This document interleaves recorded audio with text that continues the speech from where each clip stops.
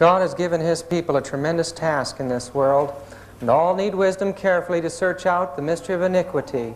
In the very time in which we live, the Lord has called His people and has given them a message to bear. He has called them to expose the wickedness of the man of sin. Testimonies to Ministers 1:18, and in Great Controversy 6:06 we read, "The sins of Babylon will be laid open, the fearful results of enforcing the observances of the church by civil authority, the inroads of spiritualism, the stealthy but rapid progress of papal power, all will be unmasked, and by these thousands who have never heard words like these before will be stirred." In the ancient world, the ancient system of pagan idolatry gave place to the monstrous cathedrals that exist in Europe today. But still on these cathedrals we see remnants of the origin of this system. Spain reached a tremendous climax during the 15th and 16th century in her colonies around the world. And we see in Spain the great power of the Catholic Church. It was in Spain that the Inquisition was set up with a tremendous power. 68 million people were destroyed there alone. The early Christians had spent many years suffering at the hands of persecution, and as the church became corrupt, they separated. We find in the history of the Waldenses by Wiley and the Waldenses by Claudiana, a book written in Rome, that the early Christians who wanted to stay pure and stay faithful to the apostolic faith removed themselves into the mountains and the remote areas of Europe, and there they raised their families. But even there the armies of Rome found them. The church was now the destroyer, and some of the most horrible scenes in the history of the world took place at that time. These people tried to have religious freedom. They worshipped in groves and trees and in caves of the earth, but even there the long arm of Rome found them. Their valleys were fairly silent just before the time of Martin Luther. But when they heard of the great Reformation that was taking place in Germany and in Switzerland, they sent representatives and they joined the Reformation, and a tremendous movement took place against the power of Rome. And so Satan moved. In Great Controversy 2:34 we read, "At this time the order of the Jesuits was created, the most cruel, unscrupulous, and powerful of all the champions of popery. Cut off from earthly ties and human interests, dead to the claims of natural affections, reason and conscious holy silence, they knew no rule, no tie, but that of their order, and no duty but to extend its power. There was no crime too great for them to commit, no deception too base for them to practice, no disguise too difficult for them to assume. Vowed to perpetual poverty and humility, it was their studied aim to secure wealth and power to be developed to the overthrow of Protestantism and the reestablishment of the papal supremacy. When appearing as members of their order, they wore a garb of sanctity, but under the blameless exterior, the most criminal and deadly purposes were often concealed. It was a fundamental principle of the order that the end justifies the means. By this code, lying, theft, perjury, assassination were not only pardonable, but commendable when they served the interests of the church." In The Power of the Jesuits by Philip Miller and this book, The Jesuit, Their Spiritual Doctrine and Practice, we get a history of the Jesuit order. We find that Inigo, the father of the order, was born in the Valley of Loyola in northern Spain. Here he was born to a wealthy family. There today is a tremendous monastery to the Jesuits and a magnificent chapel illustrating how much they honored this man and the wealth of that order. The castle next to it is where Ignatius was born. Ignatius, as a young man, was a violent, brutish sort. The police records of the day said violent, vindictive, and dangerous. He was a proud young man and involved himself in many of the sins and evils of the day. He wanted to be a great commander, but unfortunately in a battle with the French in Pamplona, he shattered his leg, and now his plans for the future as a great warrior were ended. There, while he was recuperating, he read books about the saints and about Jesus. These were fanciful books about the saints, about the miracles and the things they could do. He envisioned Christ as a great commander, and now he, as a saint, would capture the world for Jesus Christ. He had had a nervous breakdown, and this concept illustrated the condition that his mind was in. Now, as a cripple, he made his way all the way across Spain to the mountains of Montserrat. There was an ancient sanctuary there, and in that sanctuary was housed a very sacred image to the Catholic Church. This image was called the Black Virgin of Montserrat. In this church, Ignatius spent 3 days making confession and spent an entire night standing before this virgin statue as a knight in a vigil. He committed himself to the baby Jesus and to Mary. And from there he determined to go to Jerusalem. And there in Jerusalem he determined that he would conquer the Muslim world for Jesus Christ. All the powers of Rome couldn't do it, and now he would do it. On his way, he found he couldn't go because Barcelona had the plague. And so he had to stay in this little town called Manresa for 10 months. There in that town, as we arrived there, we found a monstrous institution of the Jesuits built over the place where Ignatius stayed there. It was a cave. 10 months in the cave, he tortured his body and his mind until, in exhaustion, he began to have dreams and visions. He claimed that the secret doctrine of the Catholic Church was taught to him in this place. In his eye, he saw lights flashing. And he believed that Mary came in the form of a light in Jesus. And he believed that he saw Satan in a spiral of light eyes before him. He believed that he had chased Satan around like a dog with a stick and many other fanciful concepts, but he claimed that these teachings he received there were the foundation of his entire movement. And it's here he began the spiritual exercises of Ignatius. These were experiences that a master Jesuit would bring novices through, would bring other people through, to give them the same kind of mind that Ignatius developed through his experience.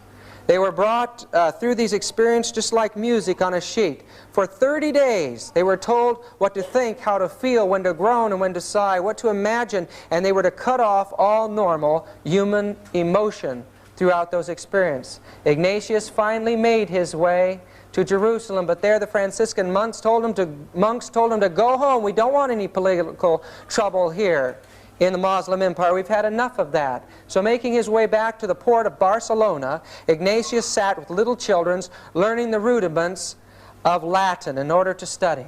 From there he made his way to the little college in the town of Alcalá, north of Madrid. Here at the Colegio Mayor he began his studies in theology.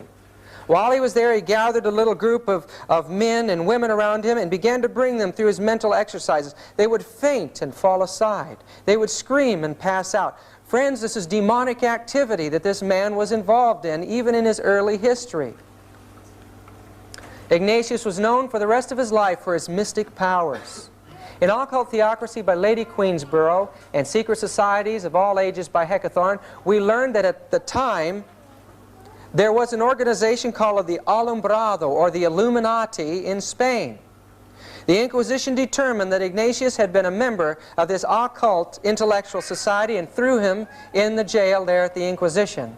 Upon his release, he made his way to Salamanca, to the great university there, but again he was brought under suspicion of being an Illuminist, and he was thrown in the Inquisition again. Now, upon being released, he made his way to the great University of Paris in France, and there he gathered intelligent young men around him, brought them under the control of the power of his mind, and these became the basis of his society.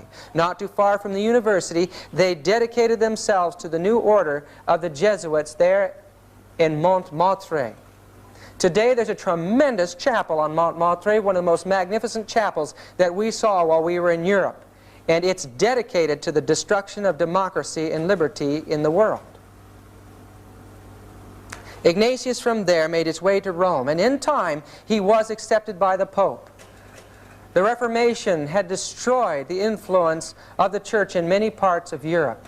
In the book, The Ignatian Fireworks, or Fiery Jesuits, published in 1667, it's right here in the vaults at PUC if you want to read it, we read the aged gentleman Paul III, who then sat in the infallible chair, foreseeing the need the papacy had of incendiaries to vex the enemies to its grandeur, easily grants the petition of Ignatius and his decemvirs, prostrate at his holiness's feet, where after sweet kisses in token of their obedience they receive an institution of their predominant sect.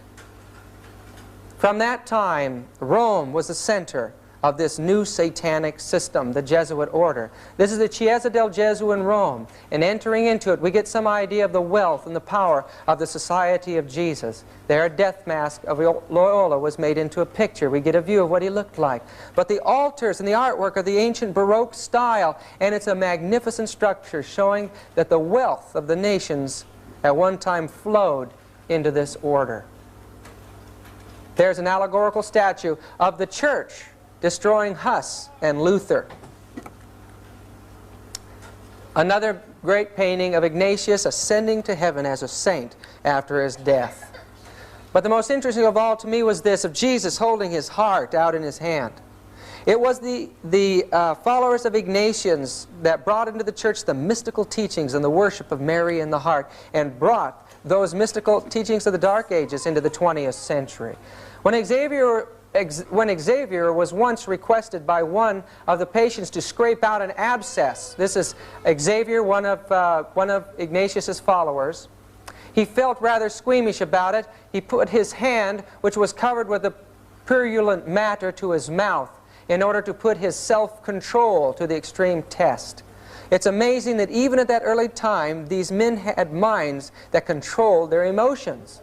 Rodriguez would not at first make use of this resting place, but afterwards, in order to punish himself for his weakness, he laid himself down naked in a bed in which immediately before a man had died of pediculosis, and which still swarmed with vermin. These men, with their mind over the control of their emotions, were sent out into the world. At first, they proved themselves in the hospitals, and that's where these quotations came from in Fulop Miller's book, History of the Jesuits. But they also made their way out into the world of the pagans to win them to the new pagan Christianity. One of the first was St. Francis Xavier. The Pope claimed that this man had been given the gift of tongues, and as he went out, he certainly learned scores and scores of languages in India and Asia and Japan, and became a master of that whole province in the Jesuit system. The Jesuits were given tremendous power. At first, there was only 60 of them allowed, but in time, they were given full control of the church. Yea, they were given power to excommunicate all who would hinder or do not aid the society, to confer orders, preach, and minister sacraments, to change their general, to absolve heretics as well as imprison the excommunicate, to exercise episcopal functions, to confirm, exercise, dispense, etc., to disguise themselves, to carry movable altars, give plenary indulgence, to live exempt, free from secular power, taxes, as well as jurisdiction, authority, sentence, and command of any other ordinary delegate, judge, magistrate, from any search. Folks, it illustrates that the church in society gave the Jesuit absolute control in this world, total free from all law.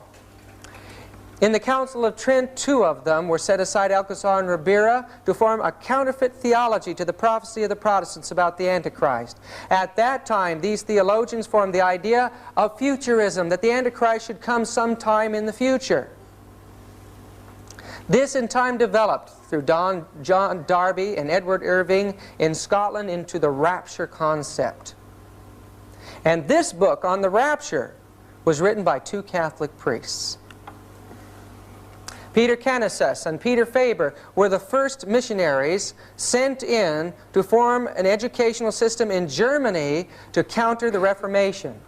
The Jesuits became the educators and the controllers of the mind of children and the generations that were coming up. They became the great moral theologians and fought the Protestant concept of predestination. They taught free will, but merged with their free will was the idea that an individual through his own works could become perfect and gain merit on his own.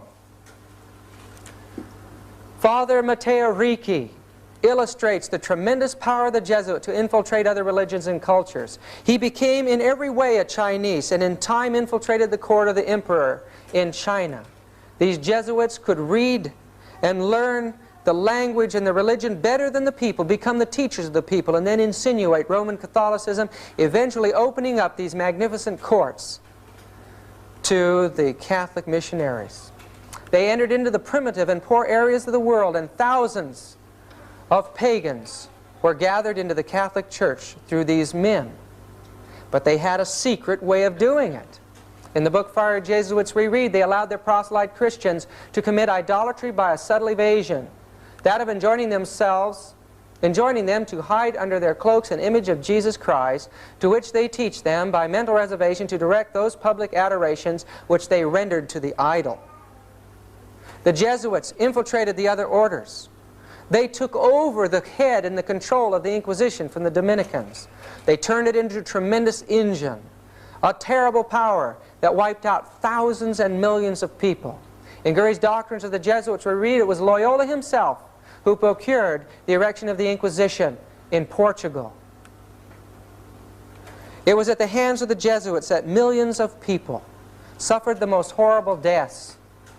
Terrible suffering that goes beyond our imagination today.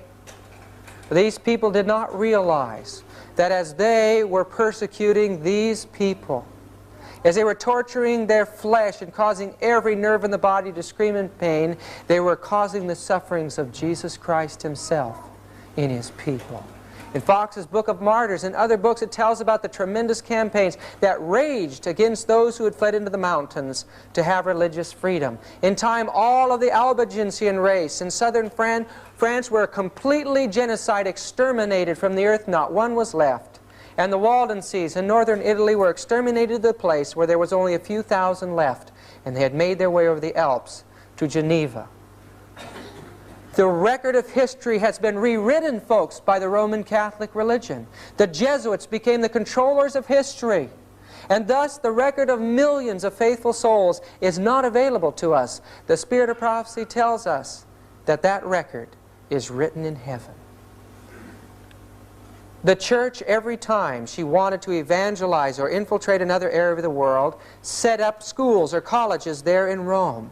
This became the origin of the Pontifical Gregorian University. Its purpose is for the subversion of the world.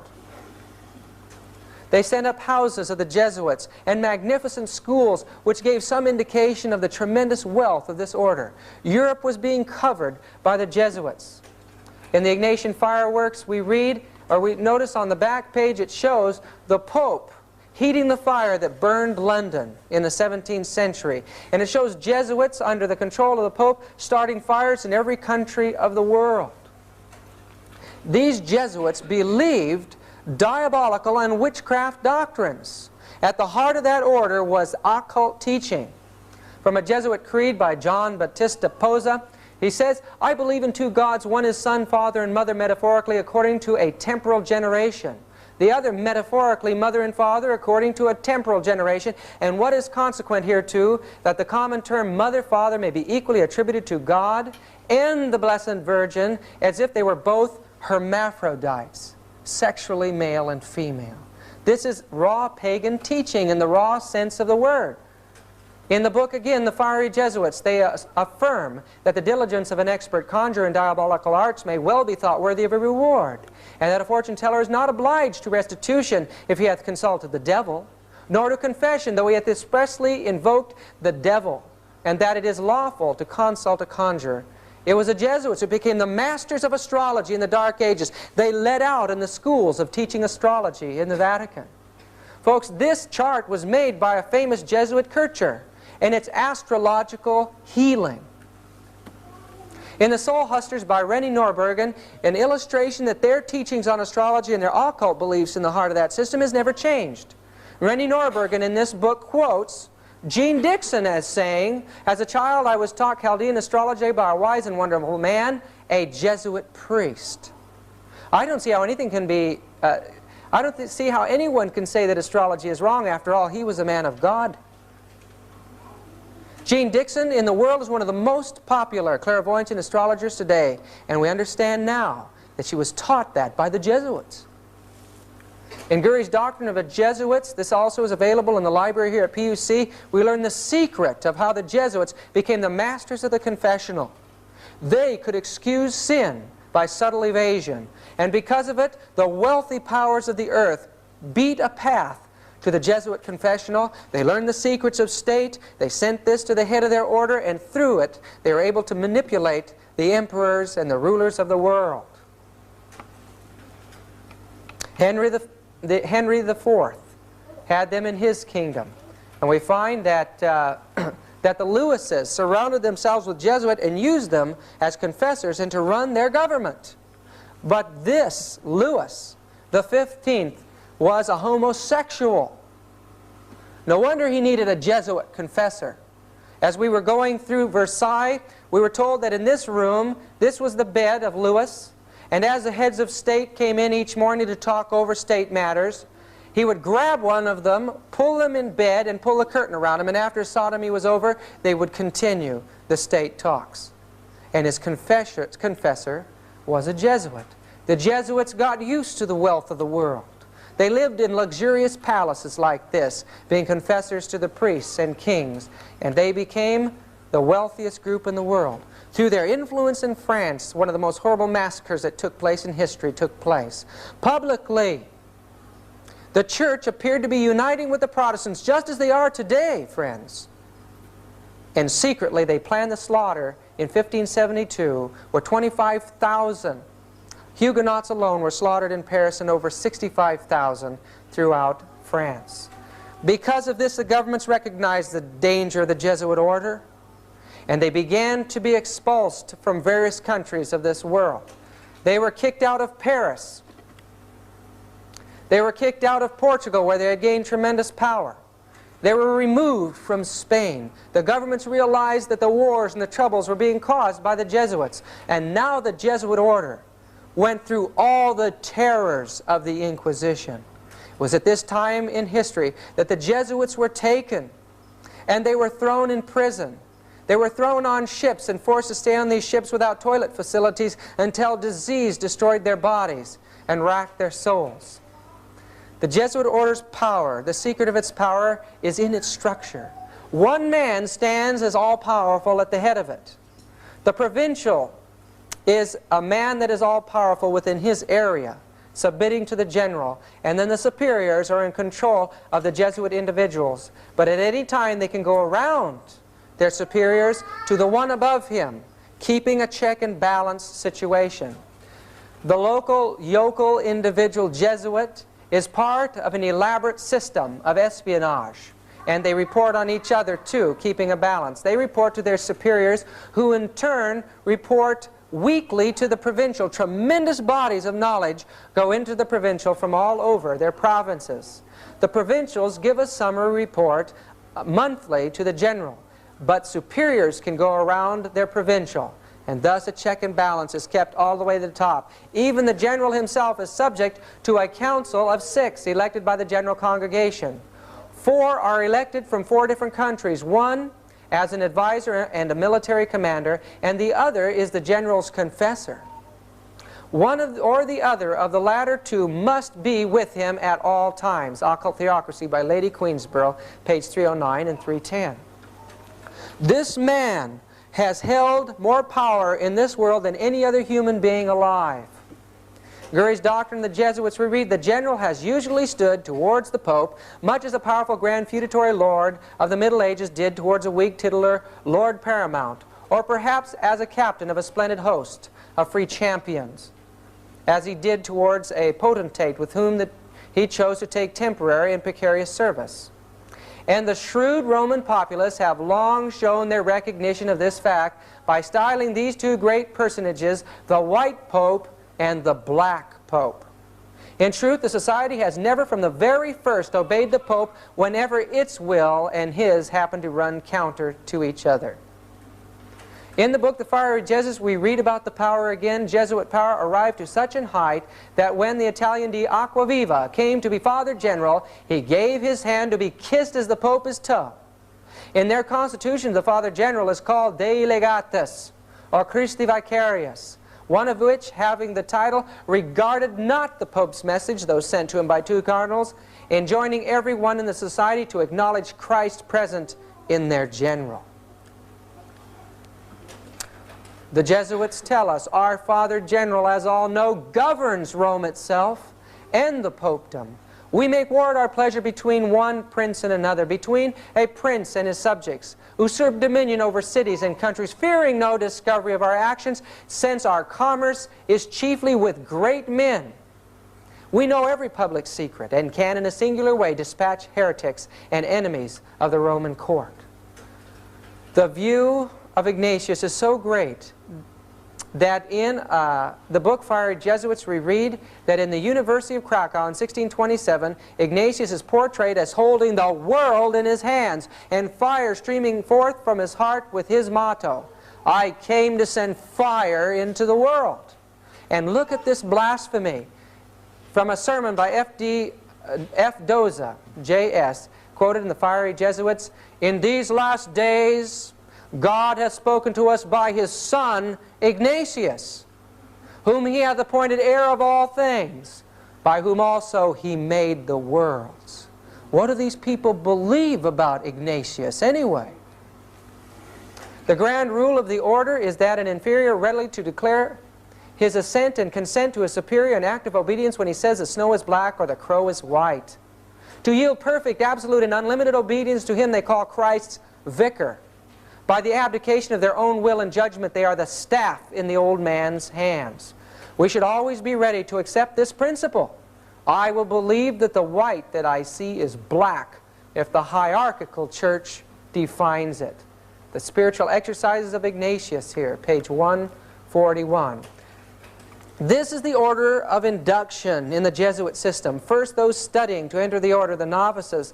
Then the scholastics, the great teachers, the temporal ruling over the houses and the schools, and the coadjutors finally, the agents that carry out the responsibility of aiding in the world projects. Then, and only then, this mass of Jesuits can be initiated into the actual order of the Jesuits, the profess of the three vows and the profess of the four vows. Finally, after a lifetime of total commitment to this monstrous system, they could be initiated, very few have ever made it, into the mysteries of the Jesuit order. What are those mysteries? I think we're going to find out tonight, folks. The ceremony of induction of the Jesuit is in the Library of Congress, and the card is 6643354. It's an unbelievable admission to the world of what goes on in the initiation of a Jesuit into the profess. The Jesuit oath, "My son, you have been taught to act the dissembler among the Roman Catholics, to be a Roman Catholic, and to be a spy even among your own brethren, to believe no man, to trust no man, among the Reformers to be a Reformer, among the Huguenots to be a Huguenot, among the Calvinists to be a Calvinist, among the Protestants generally, be a Protestant." And obtaining their confidence to seek to speak from their pulpits, and to denounce with all vehemence in your nature our holy religion and the Pope, and even to descend so low as to become a Jew among the Jews, that you might be enabled to gather together all information for the benefit of your order as a faithful soldier of the Pope. You have been taught to insidiously plant the seeds of jealousy and hatred between states that were at peace, and incite them to deeds of blood, involving them in war with each other, and to create revolutions and civil wars in communities, provinces, and countries that were independent and prosperous, cultivating the arts and the sciences, enjoying the blessing of peace. To take sides with the combatants and to act secretly in concert with your brother Jesuit, who might be engaged on the other side, but openly opposed to that with which you might be connected. Only that the church might be the gainer in the end, and the conditions fixed in the treaties for peace, and that the end justifies the means. You have been taught your duties as a spy to gather all statistics, facts, and information in your power from every source.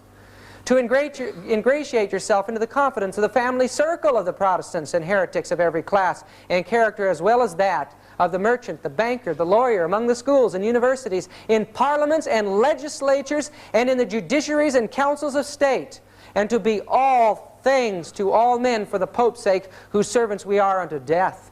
You have received all your instructions heretofore as a novice, a neophyte, and have served as a coadjutor, confessor, and priest. But you have not yet been invested with all that is necessary to command in the army of Loyola in the service of the Pope. You must serve the proper time as the instrument and executioner, as directed by your superiors. For none can command here who has not consecrated his labor with the blood of the heretic. For without the shedding of blood no man can be saved. Therefore, to fit yourself for your work and make your own salvation sure, you will, in addition to your former oath of obedience to your order and allegiance to the Pope, repeat after me.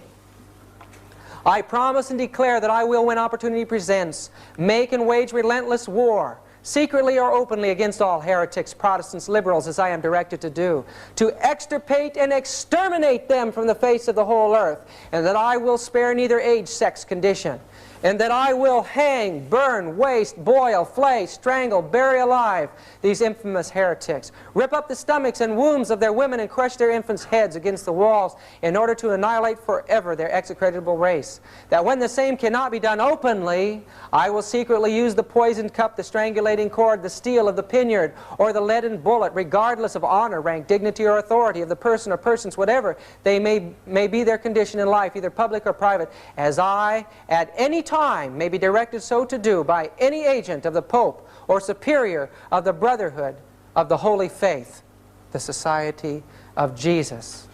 Could they carry out these kinds of monstrous oaths? They can, because of the secret of the exercises. In Boehmer's book on the Jesuits we read, we imbue into him spiritual forces which he would find very difficult to eliminate later.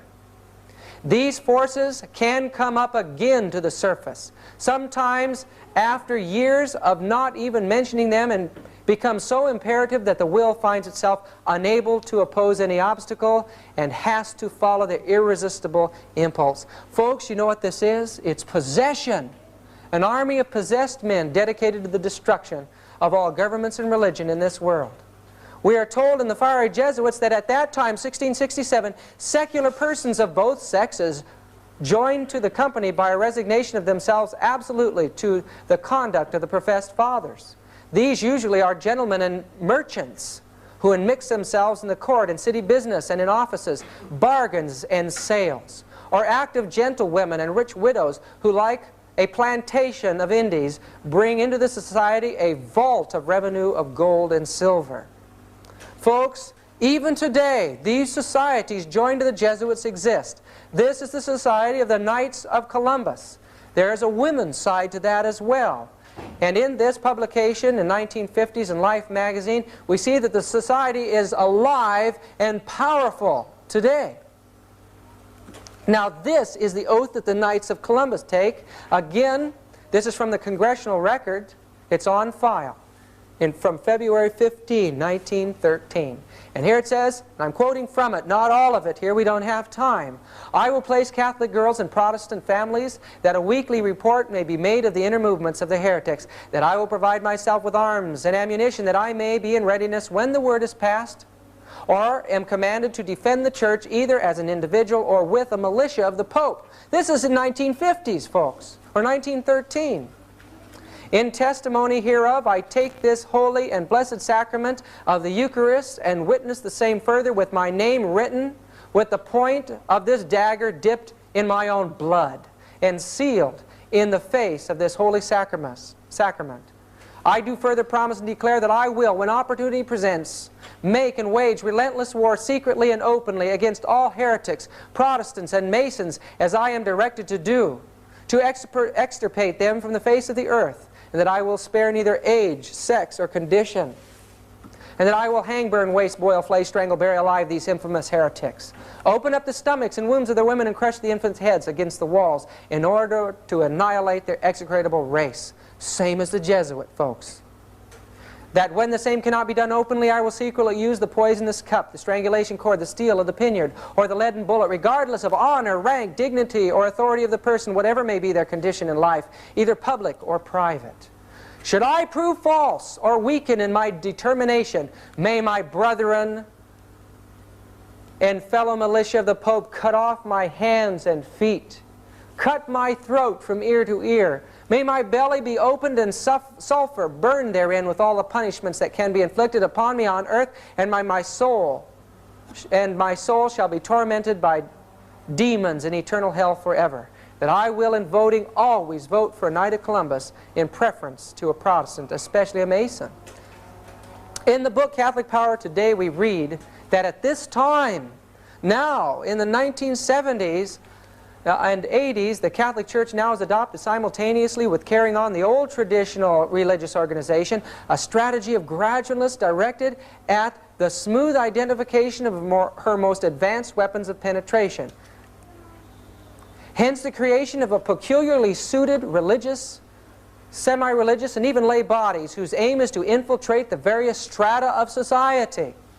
The last few decades have seen the multiplication of such movements of penetration labeled secular institutes. Their members generally are people who, although laymen, have the same fervor and determination to fight for the church as have the traditional religious orders. Thus, while taking the vows of poverty, chastity, and obedience, they do not wear special clothes, have ordinary jobs, and mainly live at home. They avoid the spotlight and keep their membership a secret, not only from their own offices or factories, their co-workers and friends, but even from their own families. This termite-like secret army is a vast international. The growth of these semi-lay and lay orders, whose members are unrecognizable even to Catholics themselves in these last few decades, has been phenomenal, particularly in Protestant England and the United States. Catholic Power Today, Arrow, Manhattan, page 33. That's a book to get and study, folks.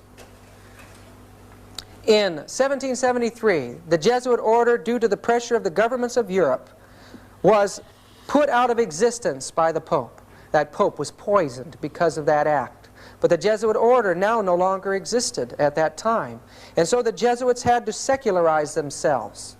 Except in Russia, they continued unabated and controlled the government there. But Ingolstadt University had been a Jesuit center and institution for many, many years. Here in this institution, a young man, Adam Weishaupt, was a Jesuit-trained doctor of canon law. Now, he wanted to see the Jesuit order come back to power. And in time, he published a plan to take that organization and give them the world.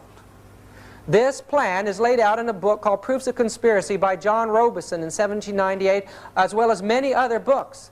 Weishaupt had long been scheming the establishment of an association or order which in time should govern the world. In his first fervor and high expectations, he hinted to several ex-Jesuits the probability of their recovering, under a new name, the influence which they formerly possessed, and of being again of great service to society by directing the education of youth of distinction, now emancipated from all civil and religious prejudices. The order, he claimed, Weishaupt claims in this book, the head of the order is Jesus of Nazareth, the grand master of our order. He appeared at a time when the world was in utmost disorder and among a people who for ages had groaned under the yoke of bondage. He taught them the lessons of reason. To be more effective, he took in the aid of religion, of opinions which were current, and in a very clever manner he combined his secret doctrines with the popular religion, and with the customs which lay to his hand, he concealed the precious meaning and consequences of his doctrine, but fully disclosed them to a chosen few. He's teaching that Christ was the master of the secret societies, that Jesus was the author of the system of communism and universal utopia. He claims this system would place men in a state of liberty and moral equality, that his new system would free them from the obstacles of subordination, rank, riches, continually thrown in their way, that all governments and religions would be destroyed.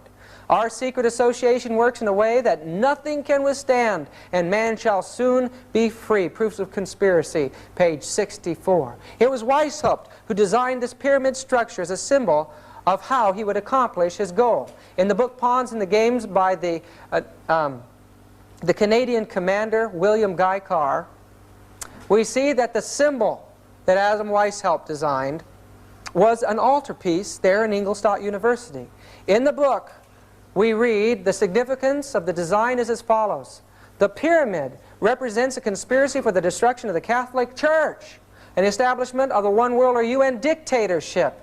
The secret of the order, the eye radiated in all directions, is the all-spying eye that symbolizes the terroristic Gestapo-like espionage agency that Weishaupt set up under the name of the Insinuating Brethren, to guard the secret of the order and to terrorize the populace into acceptance of its rule. This Ogpu had its first workout in the Reign of Terror of the French Revolution, which it was instrumental in organizing. Pawns in the Game by Guy Carr. What does Ellen White say about the power that took over the government of France? She says in Great Controversy, page 273, the beast that ascended out of the bottomless pit shall make war against them and shall overcome them and kill them. She says the atheistical power that ruled in France during the French Revolution and the Reign of Terror did wage such a war against God and His holy word as the world had never witnessed. They were the Jacobins, and Weishaupt was called the father of Jacobinism. So this new satanic power that rose up in the heart of the Jesuit order now became a power warring against the Word of God to destroy all religions. In the book Pawns in the Game we read, it should be noted that this insignia acquired Masonic significance only at the merger of that order with the order of the Illuminati, Weishaupt's organization, in the Congress of Wilhelmsbad in 1782. So Masonry has been infiltrated by the Illuminati. The picture of the eye in the pyramid can be found on books fomenting the ideas of Weishaupt, which caused the French Revolution. And what a horrible revolution it was. Ellen White says it prefigures an event to take place in this entire world. Human beings were slaughtered mercilessly at that time as God's Spirit was withdrawn. The first power to suffer was the church and the heads of state. This was Louis XVI trying to flee the country, and Marie Antoinette destroyed. When Jim and I went into East Berlin, we visited a museum there on communism. And there we found that one of their main displays in the history of communism was a display on the French Revolution as part of the origin of the communist movement in this world. In fact, the term communism comes from the French word commune, where this thing originated. In time, a man by the name of Lemny, and then this man, Mazzini, became a leader in the world revolution, but not fully inducted into the secret orders. And it says, research dug up letters from Mazzini which revealed how the high priests of the Luciferian Creed keep their identity and true purpose secret. In a letter Mazzini wrote to his revolutionary associate, Dr. Bridenstine, only a few years before he died, he said, "We form an association of brothers in all parts of the globe. We wish to break every yoke. Yet there is one unseen that can be hardly felt. Yet it weighs on us. Whence comes it? Where is it? No one knows, or at least no one tells.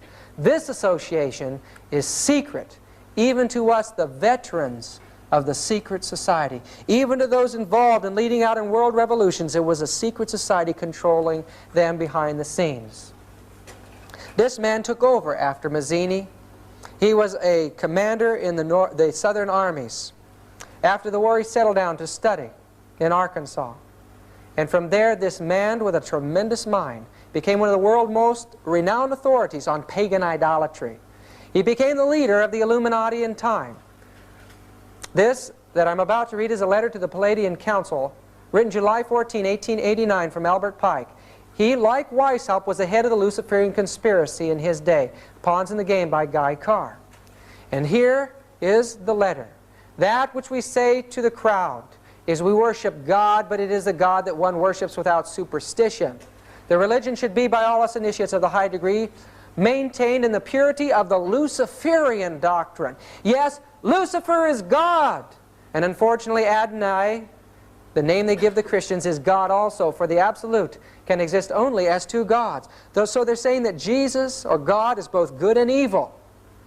And the good part of it, they're saying, is Lucifer, and the evil is Jesus Christ. Thus, the doctrine of Satanism is a heresy. They don't believe in Satan. They believe that Jesus is evil, not Satan. And the true and pure philosophical religion is the belief in Lucifer, the equal of Christ, or Adonai. But Lucifer, God of light and God of good, is struggling for humanity against Adonai, the God of darkness and evil. Albert Pike. Isn't that amazing what these people believe? They're worshippers of Lucifer. And friends, this is their plan. We shall unleash the nihilists and the atheists, or the Nazis, he says here. Those who are working in favor of the Christian world, the atheists who are working against it. And we shall provoke a formidable social cataclysm, which in all its horror will show clear to the nations the effect of absolute atheism, the origin of savagery, and the most bloody turmoil. Then everywhere the citizens obliged to defend themselves against the world minority of revolutionaries will exterminate those destroyers of civilization in the multitude, disillusioned with Christianity, anxious for an ideal, but without knowing where to render its adoration, will receive the true light through the universal manifestation of the pure doctrine of Lucifer, finally out in public view, a manifestation which will result from the general reactionary movement which will follow the destruction of Christianity and atheism, both conquered and exterminated at the same time. They want another war, folks. It was Albert Pike who laid out the plan for 3 world wars. 1, to open up Palestine, 2, to form a state in Palestine between the 2nd and 3rd, to raise the Arab world and the world of Israel, and once they were armed and ready, and the world was siding on one side or another, they would form an international war. And that war is on our horizon today. Ellen White told us in Evangelism, page 623, a power from beneath is working to bring about the last great scenes in the drama. Satan coming as Christ and working with all deceivableness of unrighteousness and those who are binding themselves together in secret societies. Those who are yielding to the passion for confederacy are working out the plans of the enemy. The cause will be followed by the effect. For 100 years, we may have had the privilege of knowing what was going on in those secret societies through inspiration. An example of the kind of mind that exists in the spawn of the Jesuit order can be seen in this man, Aleister Crowley, who was a 33rd degree Mason. Aleister Crowley, 33rd degrees. Aleister Crowley was also a member of the Kabbalistic organization of the Golden Dawn in London. And here is his law. Do what thou wilt shall be the whole of the law. Every man and every woman is a star. Man has a right to live by his own law. Man has a right to eat what he will, drink what he will, dwell where he will, move where he will. Man has a right to think what he will, speak and write whatever he will, and make what he will. Man has a right to love as he will. Take your fill and will of love, where and when you will. Man has a right to kill those who would thwart these rights. The slave shall serve. Do you like that law? It sure appeals to the carnal heart.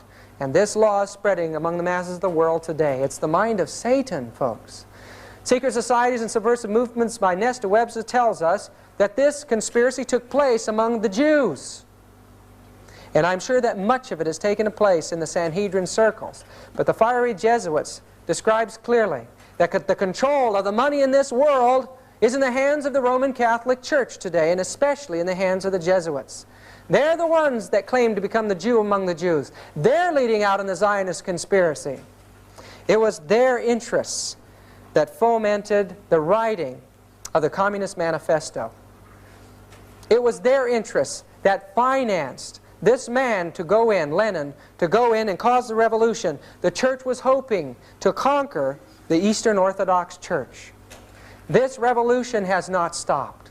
The communists may have left her in that revolution and took it for themselves, but the war continues today. January 4, 1862, Ellen White tells us, I was shown before Lincoln's administration the former administration planned and managed for the South to rob the North of implements of war.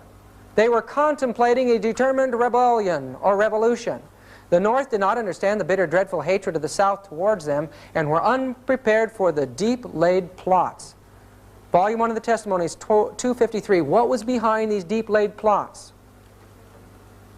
In the book 50 Years in the Church of Rome by Father Chiniquy, he tells us that he had hired Lincoln to be his lawyer to protect him against a suit from the church. Lincoln was faithful, and the man was gotten off. And this is a signature on the letter of the IOU found in the book of Lincoln. Listen to the words here. Dear Mr. Lincoln, I answered, allow me to tell you that the joy I should naturally feel for such a victory is destroyed in my mind by the fear of what it may cost you. There were then in the crowd not less than 10 or 12 Jesuits from Chicago and St. Louis who came to hear my sentence of condemnation to the penitentiary, but it was on their heads that you have brought the thunders of heaven and earth. Nothing can be compared to the expression of their rage against you when you not only wrenched me from their cruel hands, but you were making the walls of the courthouse tremble under the awful, superhumanly eloquent denunciation of their infamy, diabolical malice, and total want of Christian human principle in the plot they had formed for my destruction. What troubles my soul just now and draws tears to my eyes is that it seems to me that I have read your sentence of death in their fiendish eyes. How many other noble victims have already fallen at their feet? Lincoln said, he looked at his watch after a talk with Father Chiniquy in his office in the White House. I am sorry that the 20 minutes I had consecrated to our interview has almost passed away. I will be forever grateful for the warning words you have addressed to me about the dangers ahead to my life from Rome. I know that they are not imaginary dangers. If I were fighting against a Protestant South as a nation, there would be no danger of assassination. The nations who read the Bible fight bravely on the battlefields, but they do not assassinate their enemies. The Pope and the Jesuit, with their infernal Inquisition, are the only organized powers in the world which have recourse to the dagger of the assassin to murder those whom they cannot convince with their arguments or conquer with their sword. Unfortunately, I feel more and more every day that it is not against Americans of the South alone I am fighting. It is more against the Pope of Rome, his perfidious Jesuits and their blind and bloodthirsty slaves, than against the real American Protestants. Here again we read from the words of Abraham Lincoln. Those antisocial laws today are written on her banners with blood of 10 millions of martyrs. It is under those bloody banners that 6,000 Roman Catholic priests, Jesuits, and bishops in the United States are marching to the conquest of this republic, backed by their 7 millions of blind and obedient slaves. Those laws, which are still the ruling laws of Rome, were the main cause of the last rebellion of the southern states. Yes, without Romanism, the last awful civil war would have been impossible. Jeff Davis would never have dared to attack the North had he not had assurance from the Pope that the Jesuits, the bishops, the priests, and the whole people of the Church of Rome, under the name mask of democracy, would help him. These diabolical anti-social laws of Rome caused the Roman Catholic rear guard to be the man chosen to fire the first gun at Fort Sumter. Is it not an absolute absurdity, says Lincoln, to give to a man a thing which he has sworn to hate, curse, and destroy? And does not the Church of Rome hate, curse, and destroy liberty of conscience when she can do it safely? I am for liberty of conscience in the noblest, broadest, highest sense, but I cannot give liberty of conscience to the Pope and to his followers, the papists, so long as they tell me through their councils, theologians, and canon laws that their conscience orders them to burn my wife, strangle my children, and cut my throat when they find their opportunity. This does not seem to be understood by the people today.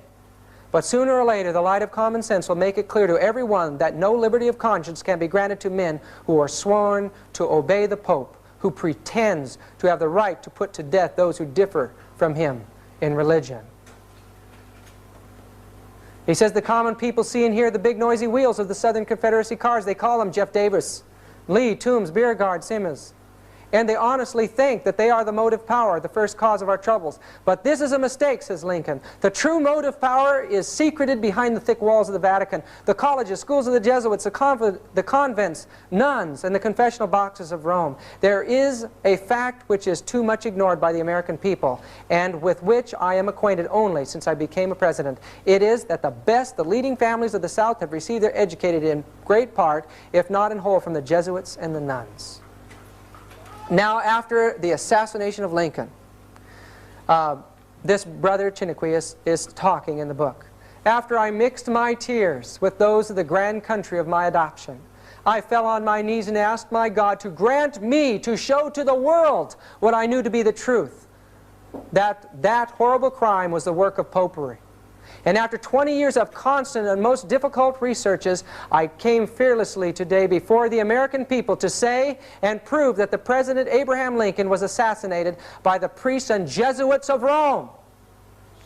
In the book of the testimonies given in the prosecution of the assassin of Lincoln, published by Ben Pittman, and in the 2 volumes of the trial of John Surratt in 1867, we have the legal and irrefutable proof that the plot of the assassins of Lincoln was matured, if not started, in the house of Mary Surratt. But who were living in the house at that time? The legal answer is the most devout Catholics in the city. The sworn testimonies show more than that. They show that it was the common rendezvous of the priests of Washington. These people were Roman Catholics. It was a Jesuit conspiracy that destroyed Abraham Lincoln. The church planned the destruction of the world and the regaining of its power through world wars. And this is brought out in this book, The Secret History of the Jesuits.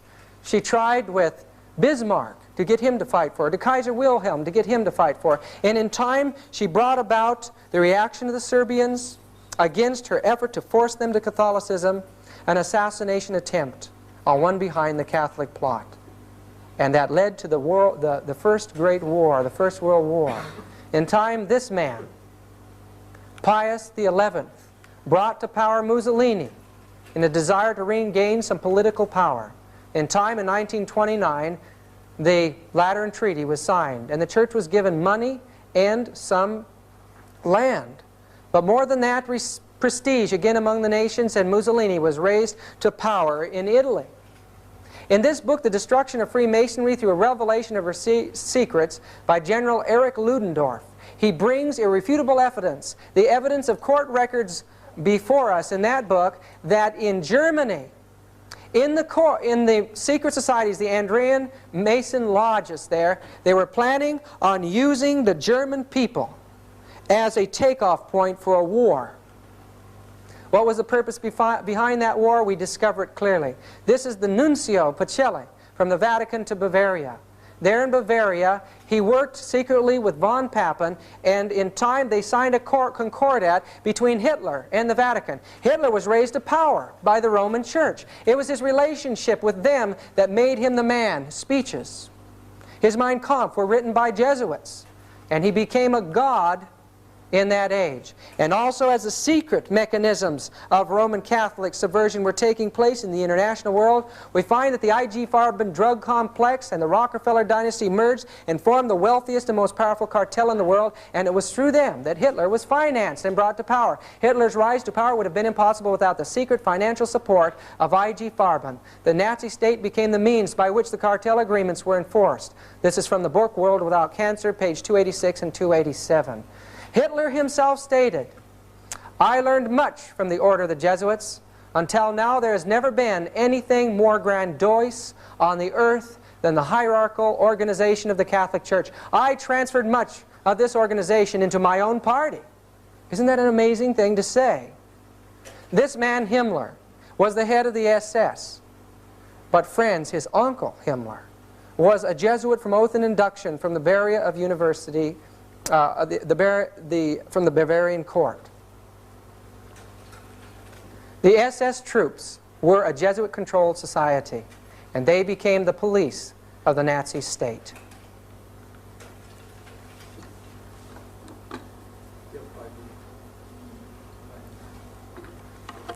This book, Smokescreens, reveals a tremendous involvement of the Roman Catholic Church in the slaughter of millions of people. Here it quotes Hitler as saying, "As for the Jews, I am just carrying on with the same policy which the Catholic Church has adopted for 1,500 years.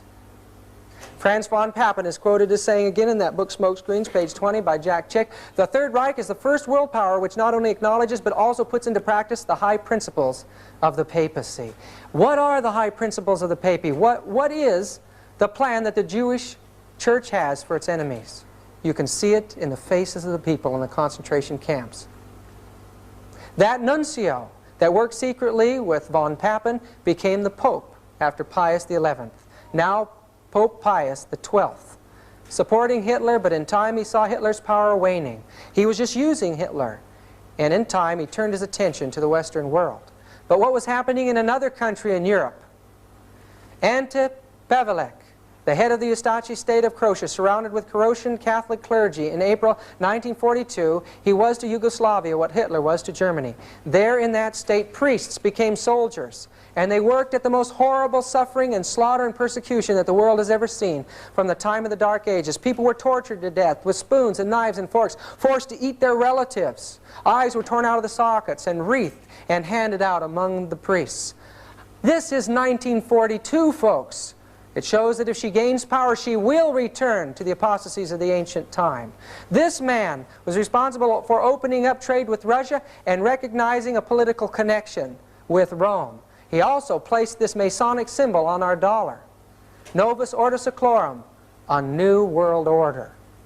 The reverse the seal of the United States of America, according to Manly P. Hall, an expert on Masonic lore. Not only were many of the founders of the U.S. government Masons, but they received aid from a secret and august body existing in Europe which helped them to establish the United States for a peculiar and particular purpose known only to the initiated few.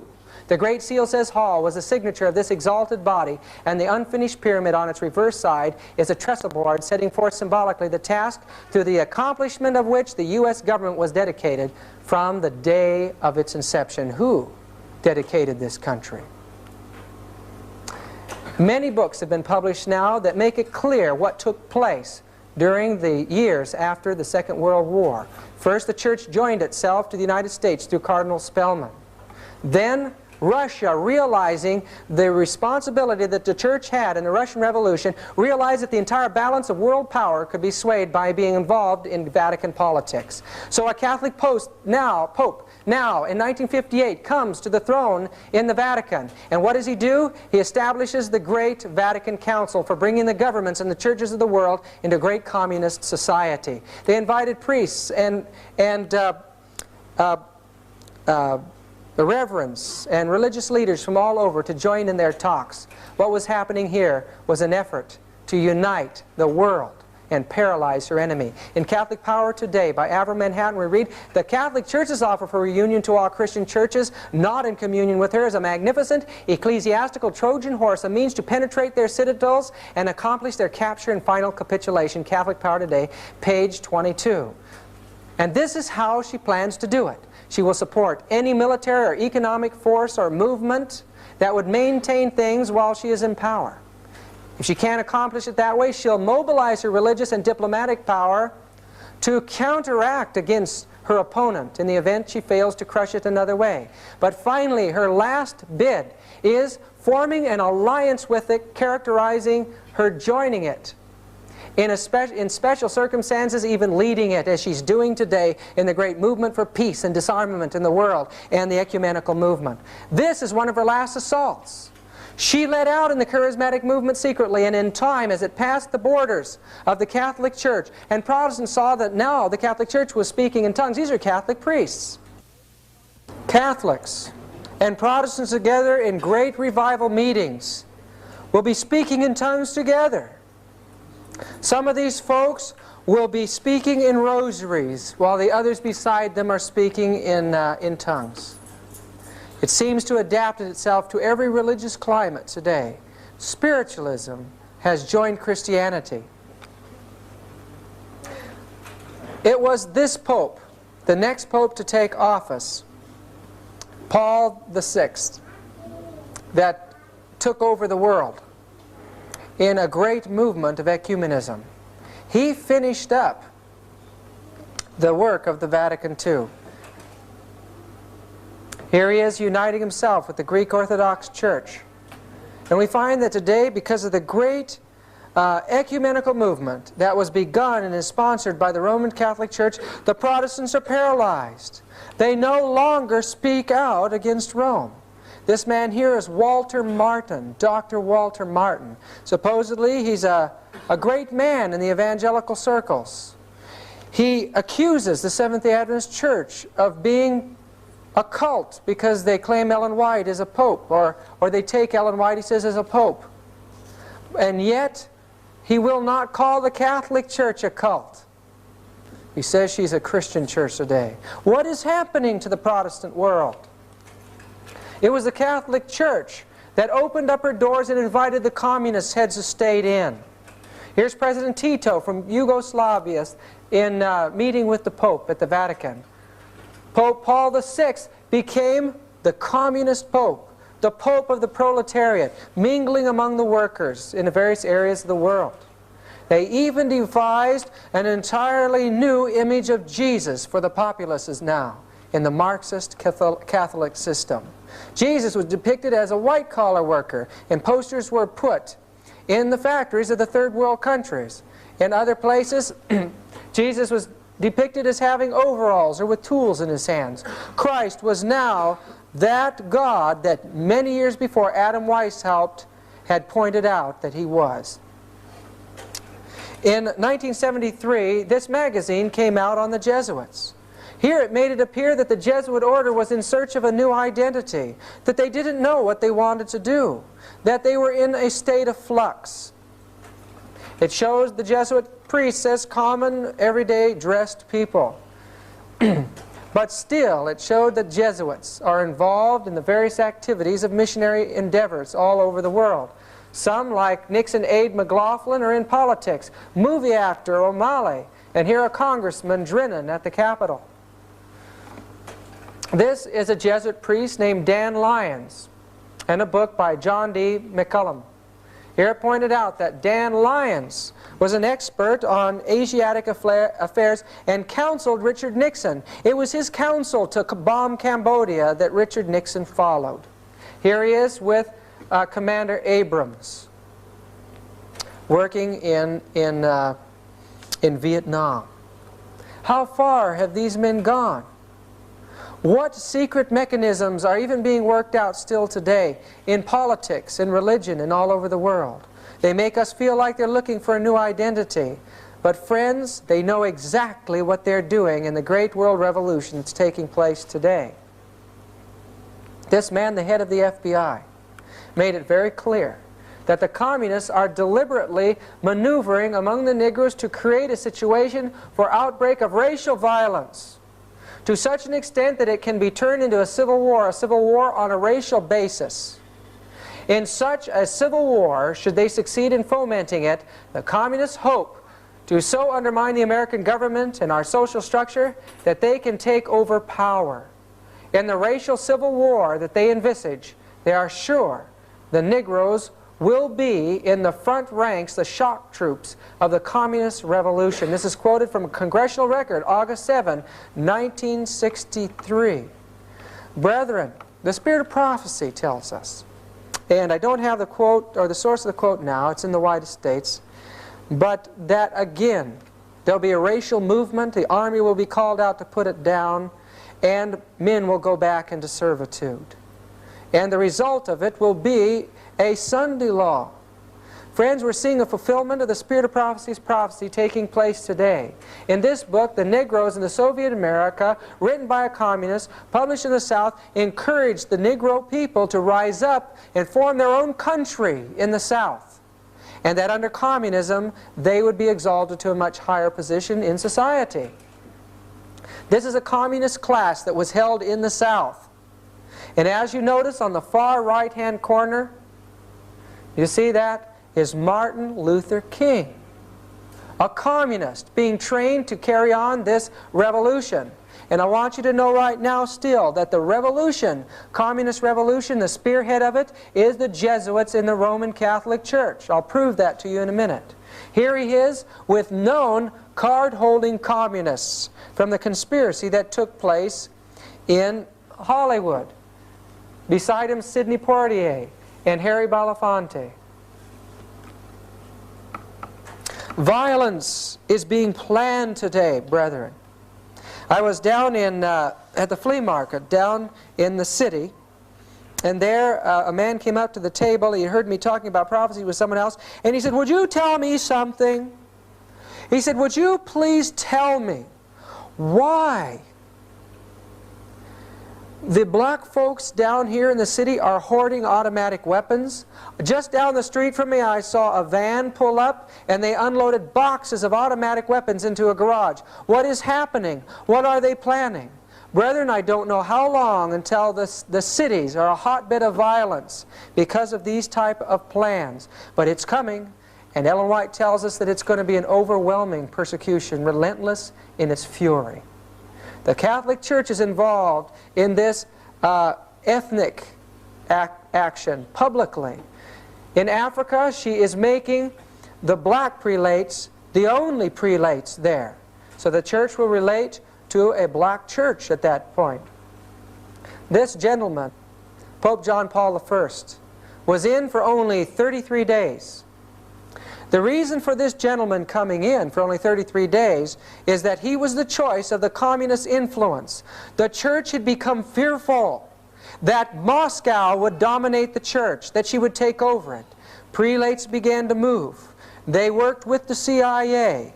Cardinal Wyszynski from Poland was summoned to this secret meeting, and they decided to plan to get Wojtyla in. Wojtyla had already been deeply involved in the Vatican II project. He was an extremely intelligent man, and he was trained in the field of acting and playwriting. He was the perfect man for the job.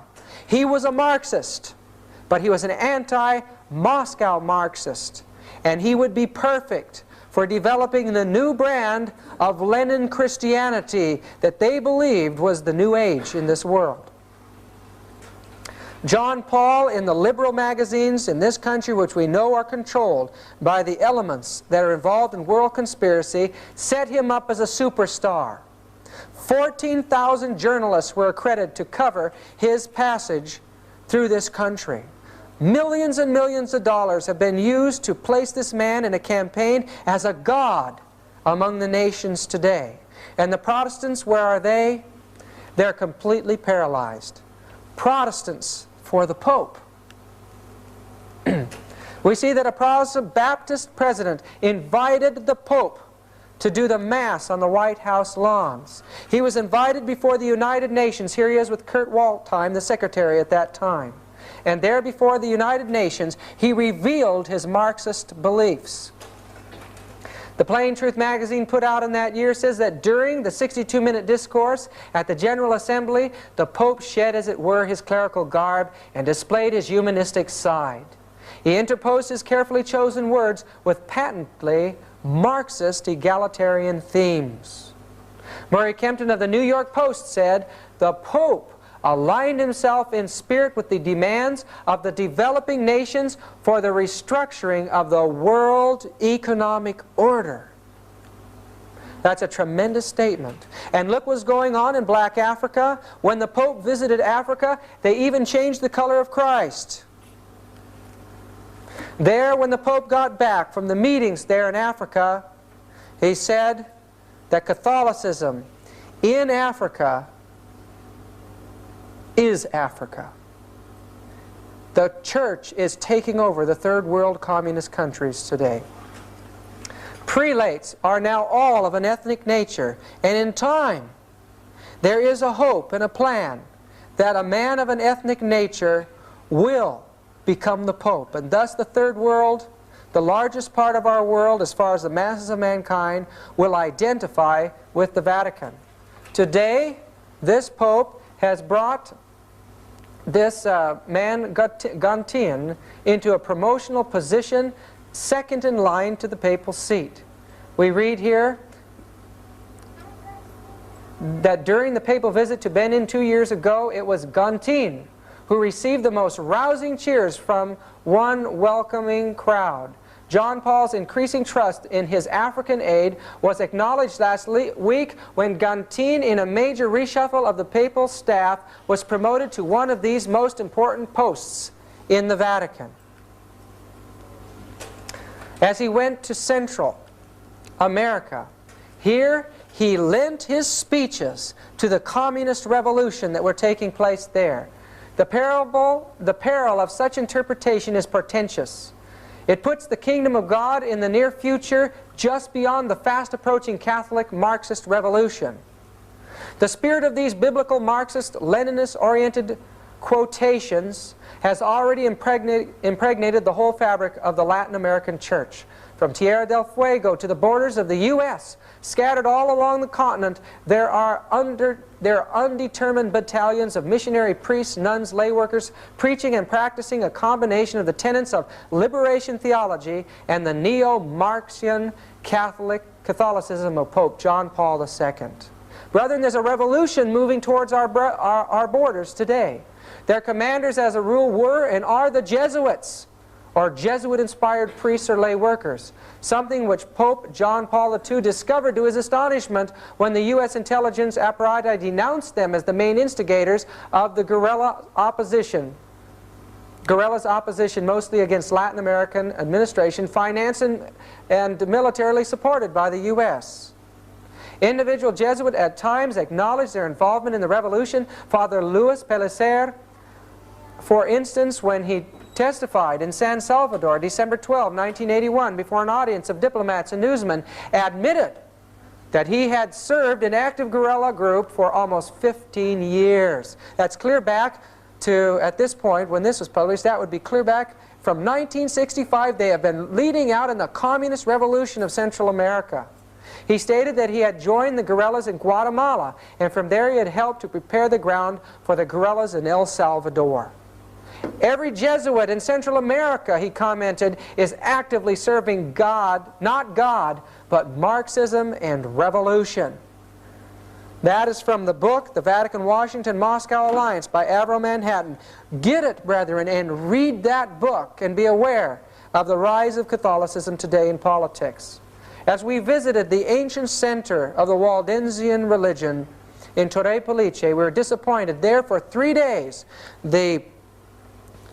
these former Christians, now still calling themselves Waldenses, and the Catholics, were carrying on a communist rally for 3 days called Il Unita, singing Marxist hymns, and you can see the sickle and the hammer there as their symbol. Christians have become communists in this world, and it's the biggest movement taking place. In the countries that Jim and I pass through in our traveling, we're constantly faced with this type of thing. Clear out on the island of Patmos, they were having a communist Christian rally there, the Greek Orthodox Church.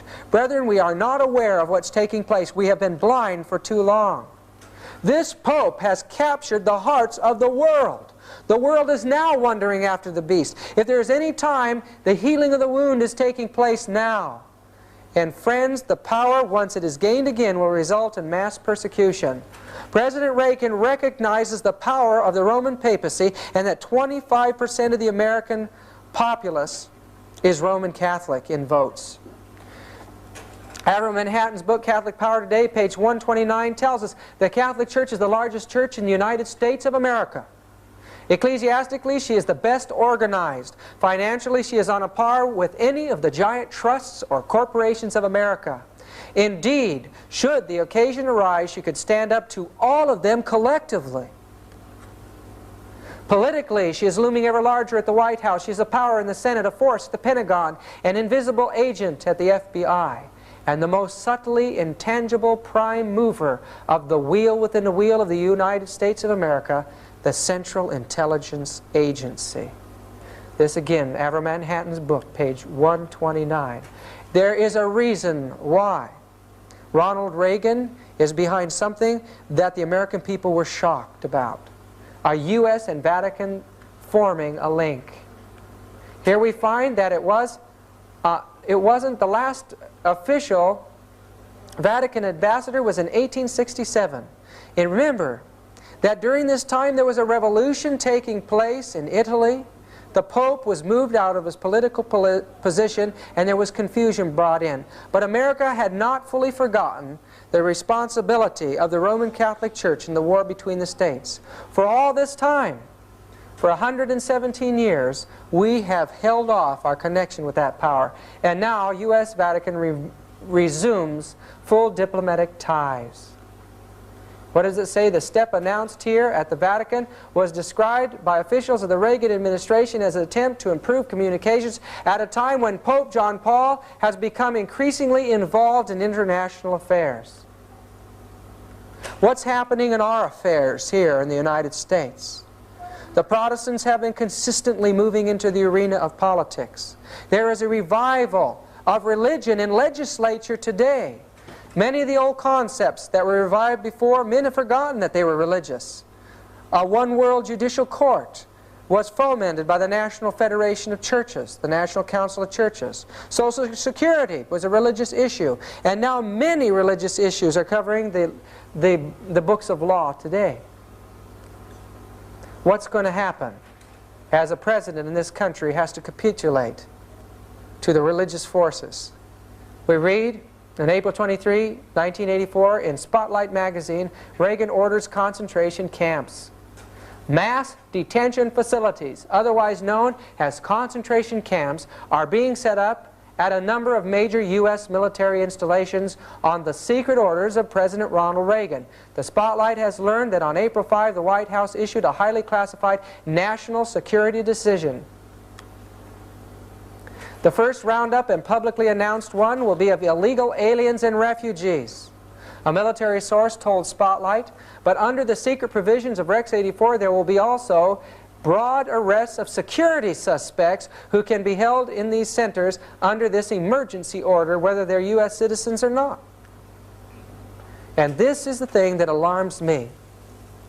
It says, according to these sources, the primary goal of the vast police operation condemned by Rex 84 is to detain and deport illegal immigrants. But these sources say Rex 84 has another even more closely guarded and carefully orchestrated objective: to apply the so-called capture and custody measures against political opponents, resistors, or even outspoken critics whom the administration considers dangerous. We know that recently President Reagan met with the Pope in Alaska, and there he assured the Pope that we would become involved in world projects with the Roman Catholic Church. What if our country, our legislature, becomes so increasingly involved with religion and politics that it recognizes the message of God through the Adventist people as a challenge to that power? We'll be put in concentration camps. Ellen White tells us in Great Controversy, page 564 and 571, let the restraints now imposed by secular governments be removed, and Rome be reinstated in her former power, and there would speedily be a revival of her former tyranny and persecution. The Protestant churches are in great darkness, or they would discern the signs of the times. The Protestant church is far-reaching in her plans and modes of operation. She is employing every device to extend her influence and increase her power in preparation for a fierce and determined conflict to regain control of the world, to reestablish persecution, and to undo all that Protestantism has done. She has clothed herself in Christ-like garments, but she is unchanged. Every principle of the papacy that existed in past ages exists today. The doctrines devised in the darkest ages are still held by her. Her spirit is no less cruel and despotic now than when she crushed out human liberty and slew the saints of the Most High. It is a part of her policy to assume the character which will best accomplish her purpose. But beneath the invariable appearance of the chameleon, she conceals the invariable venom of the serpent. Folks, it doesn't make any difference what face she presents before the world. It could be claiming to forgive her assassin. It could be claiming to feed the poor.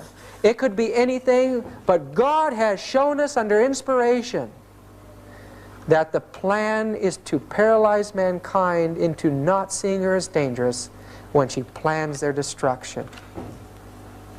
The churches in this world, the Spirit of Prophecy tells us, still house beneath them dungeons, places where in the past torture was carried out, and implements of torture. And we understand again by the Spirit of Prophecy that those tortures will be resumed again whenever she has her opportunity. Brethren, we face a serious decision. We face a having to give up our life in this world to do God's will. Every major destroying movement from the turn of the century and even before the great wars were an effort by this demonic power to regain possession of the entire world. And brethren, the piece of cake today is much bigger than it has ever been before. If she could ride upon the nations and control them, she would never again fall. And she believes that she'll do that. In Revelation we read that she says, I sit a queen. And she doesn't believe that she'll ever see that sorrow again. How will she accomplish it in this age? I'd like to read to you from Education by Ellen G. White, page 227 and 228. Spiritualism asserts that men are unfallen demigods, that each mind will judge itself, that true knowledge places men above all law, that all sins committed are innocent, for whatever is right, and God doth not condemn. Brethren, this is the teachings of the occult world. These were the teachings that Adam Weishaupt and his co-conspirator Jesuits and others that were brought into the Luciferian conspiracy taught, that brought about the destruction of France and the revolution spreading to the world. At the same time, anarchy is seeking to sweep away all law, not only divine but human. The centralizing of wealth and power, is that happening today? The vast combinations for the enriching of the few at the expense of the many. The combinations of the poorer classes for the defense of their interests and claims. Brother, everything from terrorism to the man walking down the street with a poster is that movement today. The spirit of unrest, of riot, and bloodshed.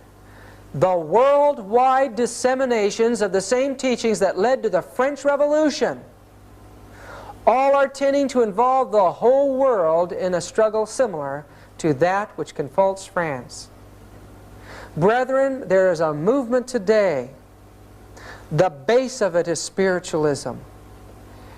People are crying human rights again, and the movements of Christianity are right involved in those cries. In Revelation 17, verse 8, we read about this movement. The beast that thou sawest was, and is not, and shall ascend out of the bottomless pit, and go into perdition. This is the same source of the beast of Revelation chapter 11, which the Spirit of Prophecy tells us was the atheistical, spiritualistic power that controlled the government of France. Today it's rising on the scenes. And 10 horns which thou sawest upon the beast, these shall what? Hate the whore, and shall make her desolate and naked, and shall eat her flesh, and burn her with fire. The very power that she wants to ride upon, the very power that she feels is going to set her up above the nations, is the very power secretly that is working for her complete destruction. And brethren, her destruction is not just the destruction of the Catholic Church, but she is the mother, and the harlots are the Protestant world. And all of Christianity is going to be involved in a tremendous war and a slaughter at the hands of the new spiritualistic movement that is taking place today. Ancient spiritualism had to work in secret and was a novelty to many people for many years. But recently it has become the fastest growing movement in the world. Since 1976 and 77, the teachings of witchcraft have become the predominant religion in the world today. In this book by Marilyn Ferguson, The Aquarian Conspiracy, we are taught that in this day and age, the greatest minds, the most powerful people in the world, and people on the grass level are organizing. They're working together, though maybe unseen, in legislative halls and in schools, in Christian churches. They are working together to bring about a great occult revival and a taking over of the world in this new age. And folks, they have control of the wealth. They have control of the scientific secrets. There is nothing that they cannot accomplish when their word says go, except that God is holding back the winds. These people can control your mind and control your heart. Ellen White tells us that Satan will work through the sciences of psychology, phrenology, and animal mesmerism. He will use hypnotism on the masses at the end of time. Where is our protection against this great final effort? Brethren, it's only that we are possessed entirely by the Spirit of Jesus Christ. We could not expect to escape the delusion that's coming and the overpowering delusion of Satan as long as one part of our being is still on Satan's ground. We have got to come up to the fullness of Christ's righteousness. Christ has to come into his heart, as we read in Desire of Ages, page 324. He'll come in and he'll make our heart his possession, and he'll make it his fortification and determine no power should be known in it but his own. And he will make that heart impregnable to the assaults of Satan. At some point in the experience of the Adventist people, we've got to face the fact that we have to settle into the truth of justification so that we can no longer be moved. And God can end this work. This mind of Ignatius Loyola is the dark, vile mind of the Dark Ages, and yet through the initiation and through the exercises of Loyola, that mind from the Dark Ages of papal supremacy controls the most brilliant minds in the world today. And science, Ellen White tells us, is to lead the world into the papacy as superstition and ignorance once led it into the papacy in the years before. Their schools and their universities cover the world, and in the United States they're everywhere. Thousands of Jesuits continue to graduate every year, and now the people have no knowledge of what their plans are for the world. Brethren, I believe that we are unconquerable if we are part of the movement of the Holy Spirit in this last age. But if you are not, and you don't know for sure that your salvation is secure at this time, you will not be able to stand the pressures that are coming.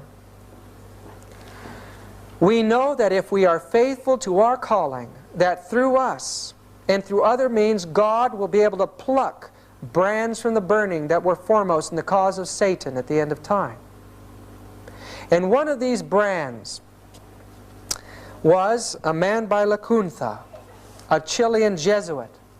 This is Lambeth Palace in London, and there's a library there that's set up for priests and prelates. Jim and I, through I believe a miracle of God, were allowed to go in there and study, and there were priests and nuns around us.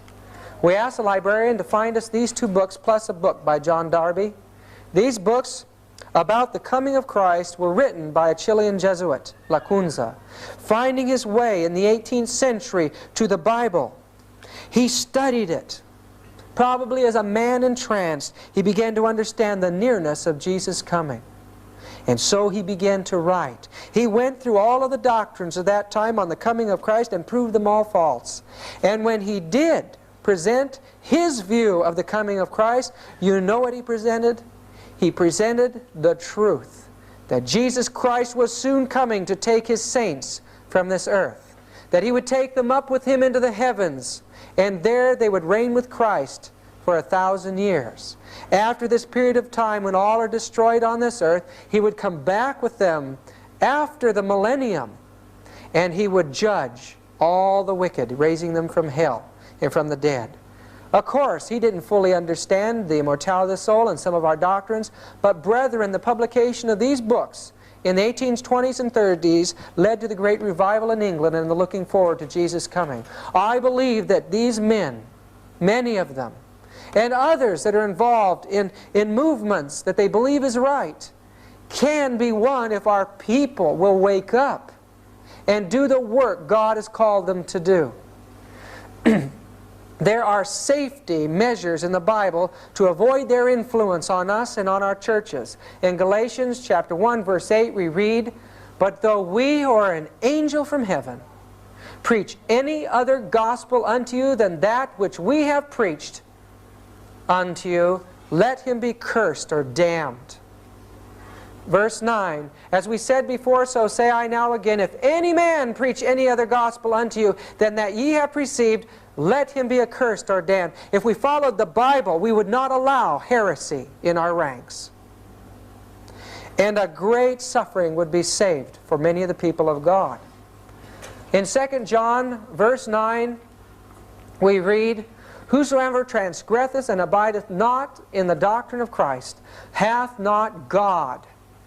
He that abideth in the doctrine of Christ, he hath both the Father and the Son.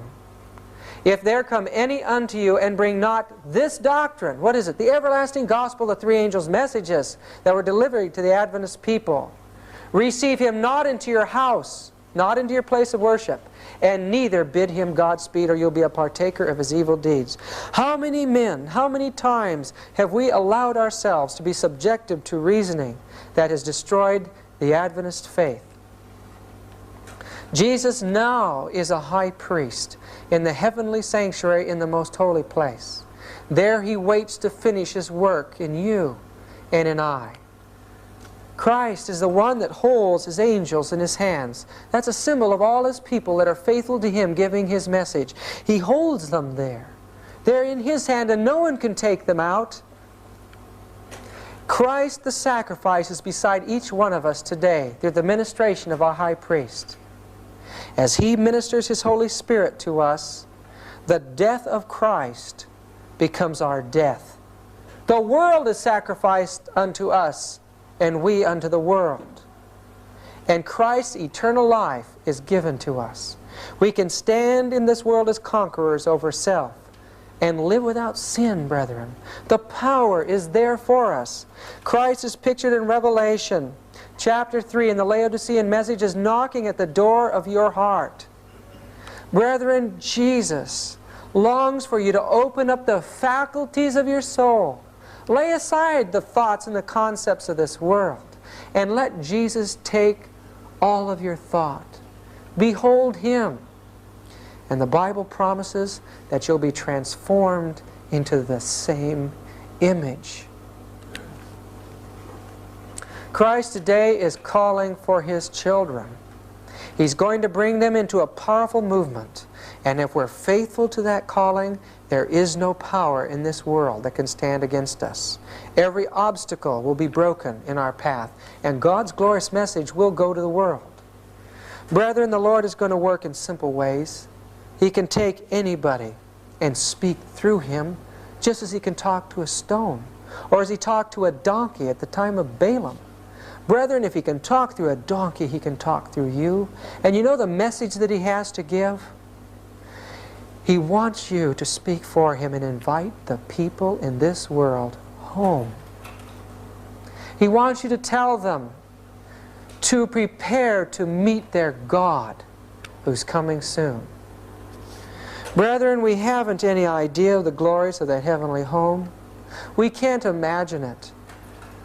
But the Holy Spirit wants us to know that God has prepared things above our greatest imagination. And there is nothing in this world that should keep you from receiving that prize. Not all the power of the Jesuits or the Catholic Church or the great communist movement. None of these things should keep you from Him. Not the worldliness, not the money, not family, not structure, not church, not anything. Just Jesus. And He can bring you in. And He can seal you for eternity.